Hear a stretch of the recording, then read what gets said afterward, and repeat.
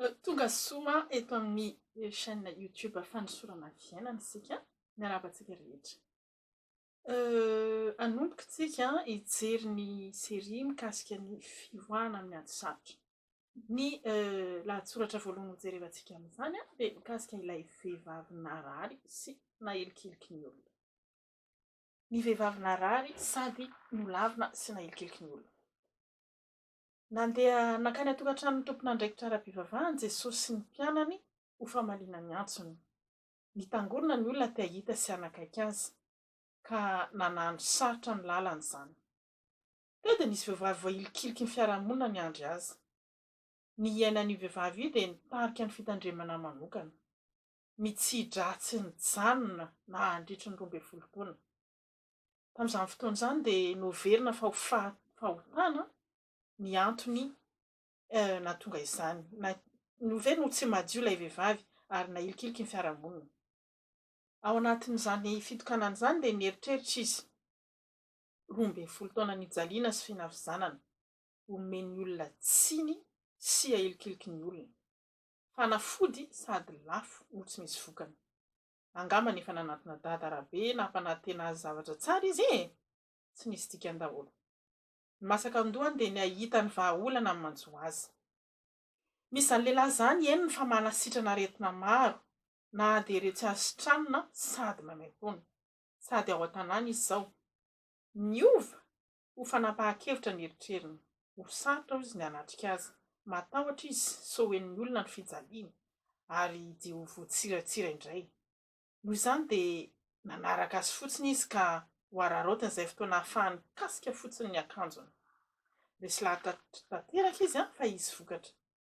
Tsy nisy salasalana akory tao aminy. Tahaka ny finoana tsy azo hozongozonina. Ny toy nanaraka an'i Jesosy sy ny mpianany ny vahoaka tena hipoka fa tsy olan'izany. Io ary fa nisy fotoana kely ka dia nanapa-kevitra izy nikasika ny rambon'akanjony. Teo dia tsapany avy hatrany fa nietsika ny anatin'ny ray manontolo. Toa nijanona ilay nitsidra. Azo ny aina. Fa nisy zavatra miseho tsy nampoiziny. Tsy nosaintsainy i Jesosy hitodika, hijery sy te hafantatra ilay olona nikasika azy.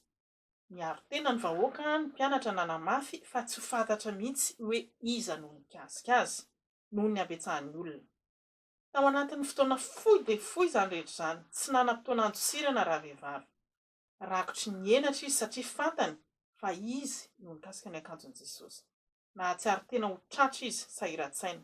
Nandohalika, niatorika ary mibebaka izy ny tamin'ny nataony sy ny tamin'ny fahasitranany teo eo. Nandalo fotsiny ihany anefa izany alahelo izany satria natsoiny Jesosy tahaka ny zanany izy. Teny mpitiavana fanao tamin'izany fotoana izany. Mandeha anam-piadanana ianao. Efa lasa ny fandavana sy ny tsy firarahiana. Tsy sitrana ara-batana fotsiny ianao fa indrindra ny finonao no nahavonjy anao. Nandany volambe tsy vehivavy tsy mba ho sitrana fa tsy nisy vokany. Ny ainany fanelikiliana tena fahoriana tena mafy tokoa izany ny ainan'izany. Mety ho ny ainany mandramaty izany toe-javatra izany. Fa nanapa-kevitra nihetsika izy. Amin'ny lafiny iray dia toa nanao fanamby amin'Andriamanitra izy. Nanova ny fiainany tanteraka ny fanapahan-kevina. Resy ny aretiny sy ny fanelikiliana rehetra ary niditra tao amin'ny famonjen'Andriamanitra izy. Mandraisa ianao fanapahan-kevitra toy io vehivavy io. Manatona an'Andriamanitra, minoa an'i Jesosy Tompo dia ho sitrana sy ho vovonjy ianao.